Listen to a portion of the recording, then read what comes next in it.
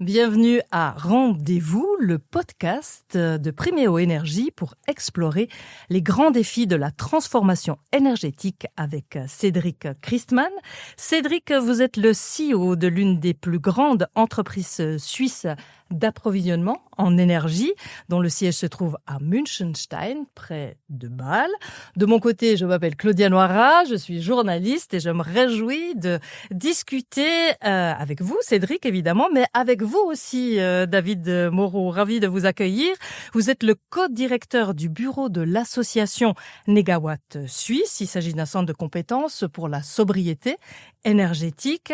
Et aujourd'hui, c'est vous qui nous accueillez ici dans vos locaux à Berne. Merci beaucoup. Alors, qu'est-ce qu'on veut découvrir lors de cet épisode de podcast ?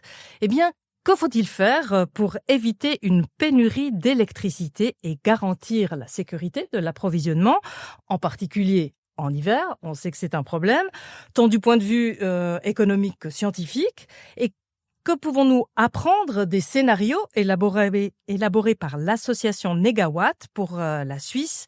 Alors finalement, est-ce qu'on peut faire mieux avec moi? Eh bien, c'est ce qu'on va découvrir. Alors, David, je me tourne d'abord vers vous. Cette association Négawatt Suisse, elle a été fondée en 2017 dans le but de promouvoir la sobriété. Vous qui êtes guide de montagne, dans ce travail que vous êtes en train de mener en Suisse, vous en êtes où dans la montée vers le sommet? Vous êtes plutôt à la hauteur du Molaison, des Alpes, ou alors on est déjà presque à l'Everest? Bon, je pense qu'on se rapproche plutôt du Molaison, mais avec le temps et les années où je travaille dans l'association, on voit quand même une évolution où il y a 7 ans, c'était plutôt une opposition et maintenant on arrive clairement plus vers de la curiosité et de l'intérêt. Donc on avance quand même clairement vers la sobriété et c'est réjouissant. Cédric, alors vous aviez envie de discuter avec David Moreau et l'association Négawatt Suisse. Pourquoi? Bonjour Claudia, bonjour David, merci d'avoir accepté de prendre du temps pour nous. C'est important pour nous la sobriété énergétique ou l'efficacité énergétique parce que c'est un pilier essentiel de la transformation énergétique. Et dans la stratégie 2050 pour la Suisse, c'est 1/3 de ce qu'il faut faire. Et donc on ne peut pas éviter de s'intéresser à ce tiers. Donc si on substitue les autres énergies avec de l'électricité, il va bien falloir qu'on se pose la question comment l'économiser. Et c'est ça qui m'intéresse. Et c'est pas très naturel pour quelqu'un qui vend de l'électricité de s'intéresser à vouloir l'économiser, mais c'est essentiel. Et cette critique qui nous était opposée en disant mais tu peux pas, parce que tu as un conflit d'intérêts qui est patent, vouloir vendre de l'énergie ou de l'électricité et l'économiser, depuis 2021, cette critique à mon avis tombe. Parce que ça a été une année, 2021, 2022, on n'a pas eu assez d'énergie. Et donc, on est évidemment, nous tous, extrêmement intéressés à pouvoir l'économiser. Donc, ton point de vue, ou votre point de vue, m'intéresse. Oui, merci beaucoup pour cette invitation à ce podcast, Cédric. Effectivement, de notre point de vue, la sobriété est un gros atout par rapport à la sécurité énergétique de la Suisse, mais qui se place évidemment dans l'Europe, parce qu'elle permettra de diminuer des pics de demande énergétique, notamment en hiver, et d'alléger en général les problèmes de stockage d'énergie et aussi de réseau, comment faire acheminer ces grosses puissances d'électricité à travers la Suisse et l'Europe. Donc, merci pour cette attention à la sobriété et au plaisir de cette discussion. Mais en fait, dans cette stratégie énergétique 2050 de la Confédération suisse, on parle beaucoup d'efficacité et d'énergie renouvelable, très peu de sobriété, effectivement. Il y a peu d'acteurs, au fond, en Suisse qui réfléchissent dans ce sens-là. David, à votre avis, pourquoi ? Un peu dans le trend actuel de la croissance, l'efficacité et c'est de la technologie. On a toujours poussé la technologie pour aller vers plus d'énergie, plus de capitaux aussi. Et parler de sobriété, c'est forcément dire on va peut-être devoir freiner cette croissance, voire la diminuer jusqu'à un certain niveau, pas du tout le niveau 0. Et puis ça, c'est complètement anti-politique par rapport aux tendances actuelles. Donc, je pense que c'est principalement une question de politique et de place de la croissance et une réflexion sur la croissance actuelle. Cédric, si vous deviez définir entrer en 1 minute la différence utile entre sobriété et efficacité énergétique, vous diriez quoi? Alors l'efficacité énergétique, c'est 4 éléments entrants pour 2 sortants. Et si je veux arriver à faire de l'efficacité, il me faut plus que 2 entrants pour faire 2 sortants. Donc ça, c'est de l'efficacité. Donc il faut moins d'énergie pour la même quantité de de sortants. La sobriété énergétique, c'est je fais moins de sortants. Au lieu d'en avoir 2, j'en ai plus qu'un. Donc c'est ça la sobriété énergétique. Pour placer peut-être le panorama, en Suisse, en 1910, on consommait à peu près 100 pétajoules d'énergie. En 2023, si mes souvenirs sont bons, en 2022, c'était 765 pétajoules. Donc on a multiplié par 8 la consommation d'énergie en Suisse, ce qui est normal, puisque quand on regarde, on corrélait assez bien l'augmentation du PIB avec la consommation d'énergie. Donc un des soucis qu'on va avoir, c'est de décorréler en fait la croissance économique de la consommation d'énergie. En 2024, on était aux alentours de 765 ou 766 ou 775 si mes souvenirs sont bons. Donc on se rend compte que ça décroît. En tous les cas, ça augmente plus aussi rapidement. Donc ça, c'est déjà une bonne nouvelle. On est arrivé à décorréler. Pourquoi est-ce qu'on décorrèle ? Probablement parce qu'on importe plus de produits où il y a de l'énergie. Donc il ne faut pas simplement s'intéresser à l'énergie qu'on produit, mais c'est aussi l'énergie qu'on importe. Et c'est vrai aussi d'ailleurs du CO2, mais ça on y reviendra. La même vision, David ? La même vision presque, mais c'est à nouveau une question de corrélation entre le PIB et l'énergie. J'en suis complètement d'accord, ça a augmenté. Après, je pense que cette décorrélation sera très difficile et qu'il faudra aussi avoir une révision sur le PIB et pas uniquement penser qu'il faut décorréler les deux pour que ça puisse avancer. Et je ne crois pas en ce sens-là à la croissance verte qui est des fois un message porté par des milieux technologiques. Vous avez quelque chose à rajouter ? Une autre façon de mesurer le PIB, c'est ce que vous êtes en train de dire. Ça peut tout à fait être ça. Aussi une autre façon de mesurer le PIB et le bonheur, pour prendre un mot très classique et peut-être bateau, mais une autre façon de se motiver à vivre qu'une croissance économique pour une société. Alors c'est vrai que, et c'est un des éléments peut-être psychologiques dont on pourra parler, c'est quand on parle de sobriété et de moins, c'est pas porteur d'espoir. Parce que les gens, quand on leur dit il va falloir faire moins, c'est pas forcément ce qu'ils ont envie de faire, ils veulent tous avoir plus. Plus de congés, plus, je sais pas moi, plus de bonheur, donc moins. Et donc le signal faire moins, je pense que c'est un peu l'enjeu psychologique et nous on y travaille, c'est comment est-ce qu'on peut dire aux gens, mais faire moins c'est faire plus. Oui, alors là il y a effectivement un gros travail sur les imaginaires, comment est-ce qu'on conçoit le monde ? Actuellement, le monde est passé beaucoup sur ce qui est la propriété, une grande maison, une grande voiture, aussi la vitesse et la puissance. Et je crois qu'à ces valeurs, on doit amener d'autres valeurs qui ne sont pas du moins, mais des valeurs plus légères, plus agréables et opposées par exemple à la vitesse et à la puissance, le temps, ou à la propriété, le partage. Et là, on va vers d'autres valeurs sans avoir besoin de décroître ce qu'on a l'impression de posséder, ce qui est par exemple une voiture ou une maison. Donc c'est plutôt promouvoir d'autres valeurs que décroître des valeurs qu'on a actuellement fortement en nous.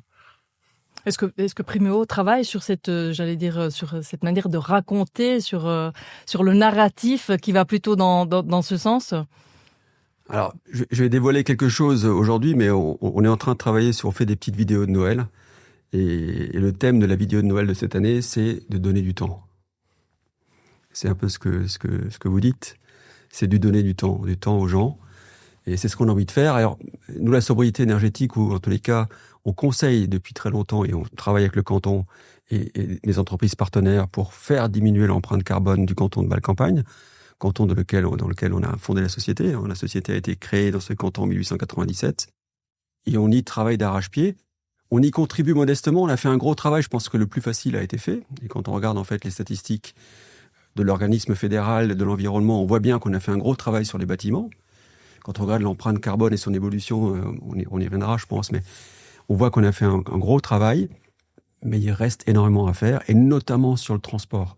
Je pense que le transport, c'est la prochaine étape. Vous êtes d'accord avec ça ? Je suis complètement d'accord. Sur le bâtiment, il y a effectivement un gros travail qui a été fait et qui est encore à faire, notamment par rapport à l'isolation des bâtiments, mais aussi notre notion de propriété, sur quelle surface de logement on souhaite vivre, parce que derrière, ça va influencer beaucoup l'énergie pour le chauffage. Et pour le transport, oui, il y a aussi énormément à faire. Il est très individuel. Il va devenir de plus en plus électrique. Ça va devenir des responsabilités qui vont de plus en plus être portées sur les producteurs d'énergie, car l'électricité, c'est pour les producteurs locaux d'énergie et plus de l'importation. Et là, oui, il y a un gros défi par rapport à la mobilité et l'électrification. Alors on va revenir un petit peu à tout ça en se posant quand même la question, selon vous, je la lance un tout petit peu comme ça sur la table, qu'est-ce qui avance en fait le plus rapidement ? C'est plutôt la sobriété ou c'est plutôt l'efficacité en ce moment en Suisse, selon vous ? Cédric ? Moi, je pense que l'efficacité énergétique n'avance pas suffisamment, et notamment pour l'industrie, et pour l'industrie qui est énergivore. On a comme une très grosse partie de l'énergie avec des processus, par exemple, haute température sur la vapeur, où on a du mal, en fait, à les décarboner aujourd'hui. Et c'est là-dessus qu'il faut qu'on devienne un petit peu imaginatif. Nous, on est en train de regarder ce qui se passe sur les pompes à chaleur, des pompes à chaleur haute température, mais c'est encore trop cher pour, par exemple, remplacer le gaz. Et le défi qu'on a tous, c'est on vient d'un monde avec une énergie qui est extrêmement concentrée.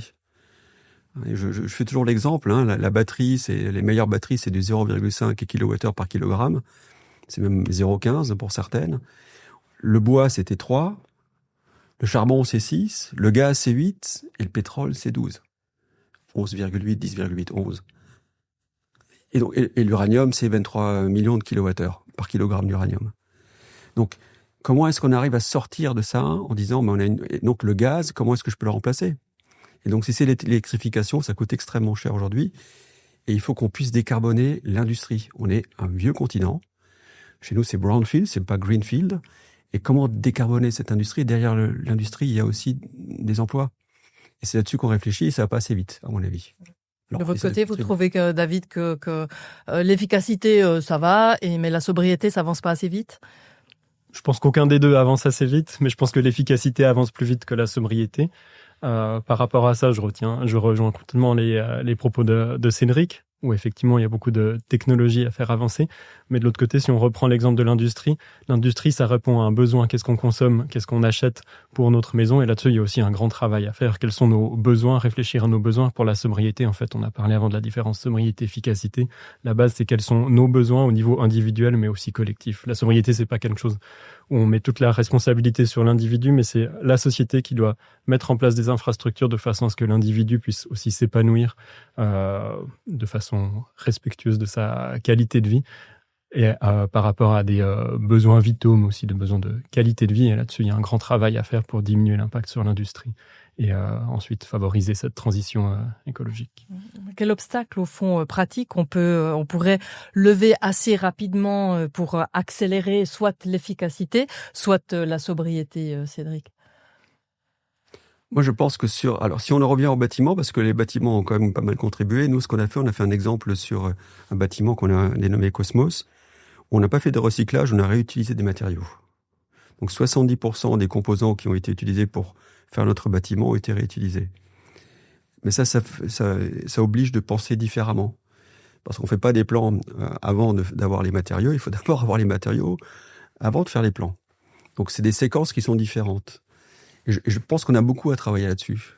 Donc d'abord de repérer les matériaux qu'on peut intégrer dans le bâtiment, et ensuite de se dire comment est-ce que je vais faire ma maison, par exemple, mon bâtiment. Là, c'est un bâtiment collectif pour le coup. Ça, c'est un exemple sur les bâtiments. Sur décarboner, en fait, nous, l'électrification du transport, on y contribue en posant des bornes de recharge. Est-ce qu'on pourrait aller plus vite? Oui, certainement. Est-ce que les constructeurs d'automobiles pourraient nous aider aussi? Oui, certainement. Aujourd'hui, un des grands défis, c'est la bidirectionnalité donc l'utilisation des batteries par exemple les électriciens ou par les clients des batteries des voitures. Parce que la plus grosse batterie qu'on aura à la maison demain, ce sera les batteries qui seront dans les voitures. Il y a un pas qui a été fait sur le droit à la recharge en Suisse. Ça vient d'être voté par le Parlement. Donc ça, je pense que c'est extrêmement important parce que 60% des gens sont des locataires et pas des propriétaires. Donc il faut, et c'est important, qu'ils puissent avoir accès à la recharge. Donc ce sont des petits pas, mais ce sont des petits pas qui sont essentiels et qui vont contribuer à ce que ça ira plus vite parce qu'il y aura des phénomènes normalement à un moment donné. Du côté de Negawatt Suisse, j'imagine que se dire qu'on aura des batteries, il faut des voitures, ça entre pas tellement dans cet idéal de sobriété. Non, ça rentre complètement du coup Negawatt, pour clarifier, sur la sobriété principalement en Suisse, mais est complètement pour l'efficacité et les renouvelables. Oui, ça rentre complètement. La question, c'est comment est-ce qu'on utilise cette voiture, donc le besoin. Si la voiture reste individuelle, à mon avis, on va pas réussir à passer ce cap énergétique. Si la voiture va vers du partagé, elle peut complètement être électrique et on va réussir probablement à produire ses batteries, mais aussi derrière à satisfaire la demande énergétique et pas seulement au niveau suisse. Il faut aussi penser ça au niveau mondial.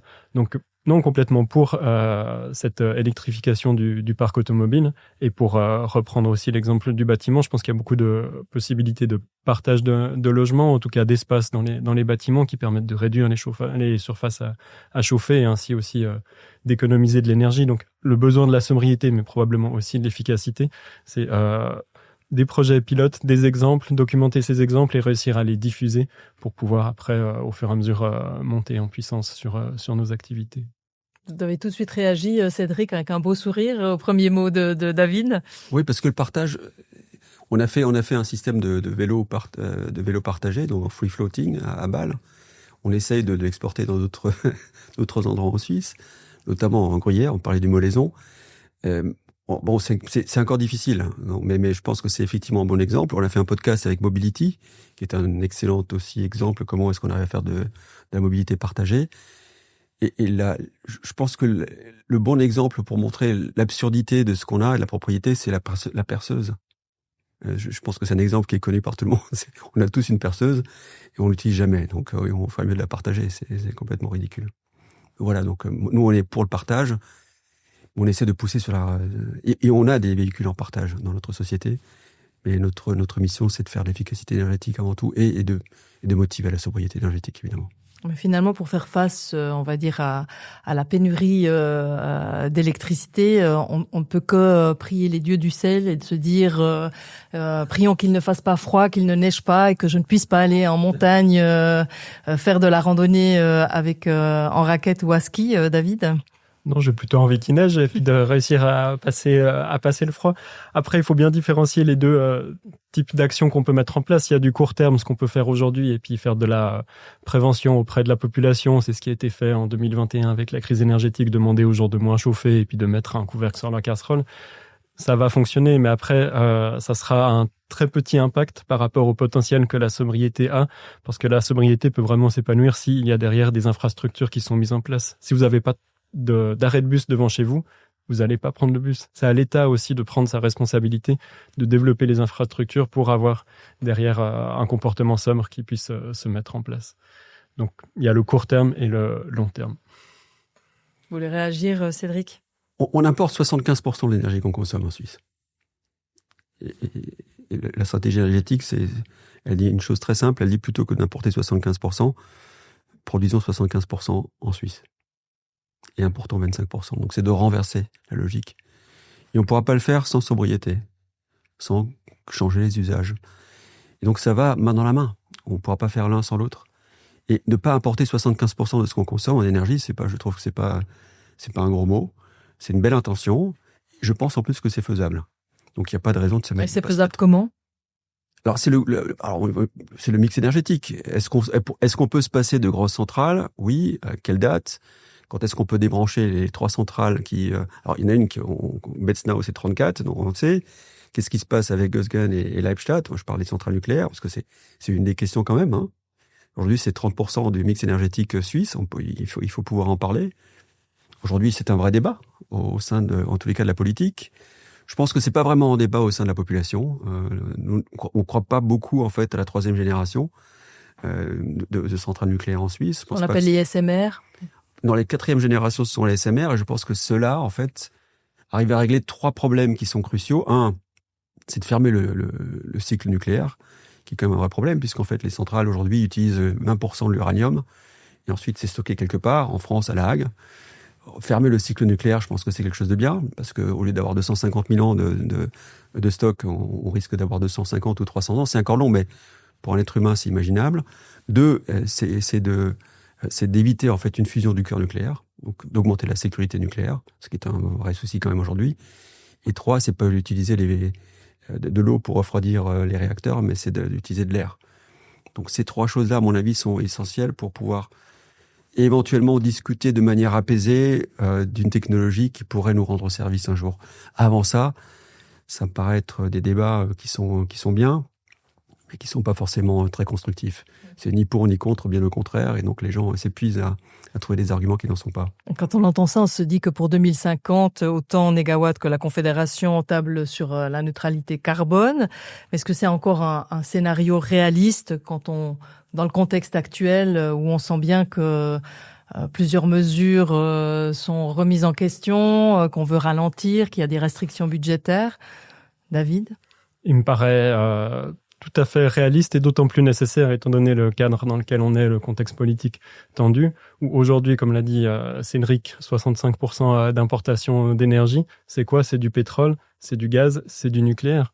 On est complètement dépendant et c'est pas produit en Europe, c'est produit à l'extérieur de l'Europe, dans des pays qui sont plus ou moins stables et également avec plus ou moins de respect des droits humains.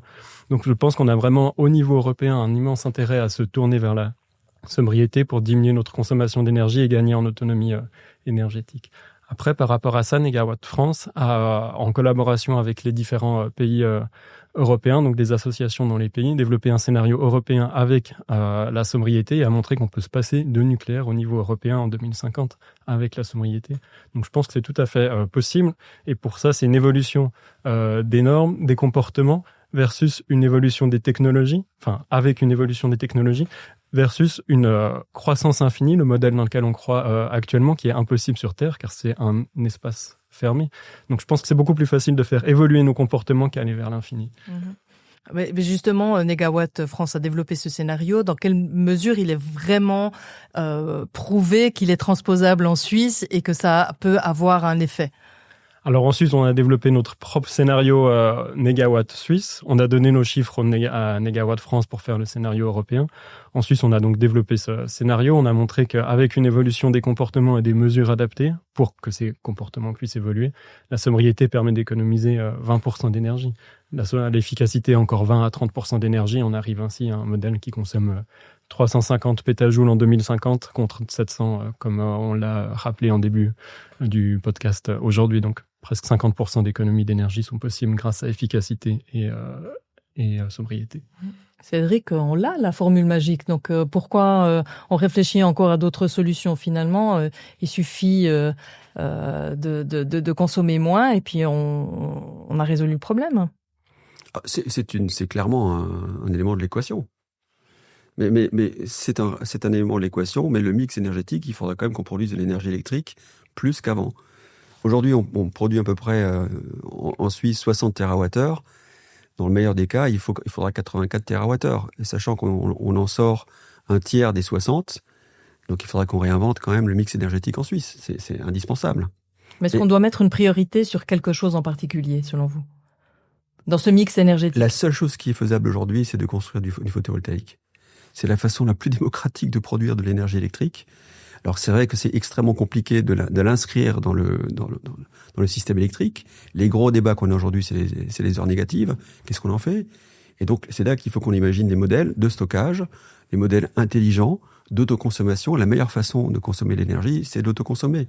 C'est pas de la remettre sur les réseaux. Et donc c'est ce monde de demain qui est un monde, ce qu'on vit aujourd'hui, on le vivra plus dans 50 ans et on l'a pas vécu il y a 50 ans. Donc on est en train de transformer un système et c'est plutôt que de le voir comme quelque chose qui est compliqué. C'est un défi, bien entendu, c'est pas simple, mais restons positifs. Donc il y a de l'espoir là-dedans. Et moi je suis sûr qu'on y arrive avec des solutions digitales, des solutions adaptées de stockage, faire de l'effacement. L'effacement, c'est aussi une façon de faire la sobriété, c'est de faire moins. Et on est en train d'y travailler chez Premium Énergie en essayant de contribuer modestement et d'interconnecter tout ça et de voir une convergence entre peut-être la chaleur, l'électricité et d'autres formes d'énergie. Et tout ça, moi, j'y crois énormément. Sur le CO2, je reviens pour mettre peut-être quelques chiffres sur la table. On se mesure par rapport à 1990. C'est l'accord de Paris. Quand on regarde ce qu'on a fait en Suisse, on a fait une réduction de 26%, ce qui est pas mal quand même. On a fait notre travail. Donc déjà, essayons de voir ce qu'on a fait parce que ça donnera justement de la motivation pour dire que on arrive à faire des choses. Donc 26%. Et sur ce qui reste à faire, on a à peu près 40,8 millions de tonnes de CO2 qui sont émises par an en Suisse. Et ces 40,8 millions de tonnes de CO2 se partagent comment ? C'est 34%, je l'ai dit tout à l'heure, c'était du transport de marchandises et de personnes. Et ensuite, les 66% restants, c'est très très simple, c'est 22%, c'est l'agriculture, 22% c'est de l'industrie, et 22% c'est les bâtiments. Les bâtiments, on l'a dit tout à l'heure, on a fait beaucoup, c'est 46% des économies qu'on a faites. 46% des 26%, quasiment la moitié. Donc, travaillons sur le transport. Travaillons sur le transport. Juste pour terminer cette discussion, David Moreau, qu'est-ce que vous attendez, vous, en tant que Négawatt Suisse, d'un fournisseur d'énergie comme Primeo? Quel engagement vous attendez? Je vois que les fournisseurs d'énergie ont des problématiques de réseau, de production d'énergie, de stockage qui sont fortes. Je pense que la sobriété peut leur amener des solutions. Et par rapport à ça, je pense que le producteur d'énergie, qui est souvent en lien avec le canton et aussi avec la Confédération, peut aller pousser cette problématique de la sobriété au niveau cantonal et national, parce qu'ils ont vraiment, ce sont les personnes d'expérience du terrain et qui peuvent faire remonter cette problématique de la sobriété qu'on a encore de la peine à pousser au niveau politique en Suisse. Donc, je pense qu'il peut être, les producteurs d'énergie peuvent être des très bons intermédiaires pour la sobriété. Message entendu, je crois, du côté de Cédric Christman. Merci à vous deux d'avoir participé à cette discussion très intéressante et merci à vous, auditrices et auditeurs, de nous avoir suivis. Cet épisode est disponible sur toutes les plateformes où vous trouvez des podcasts. Alors abonnez-vous dès maintenant et n'oubliez pas que l'épisode est non seulement à écouter mais aussi à voir. Ça ne gâche pas. Sur le canal YouTube de Primeo Énergie. Et pour en savoir davantage encore, rendez-vous sur www.primeo-energie.ch/podcast où toutes les informations utiles sont regroupées. Et moi, je vous dis à bientôt.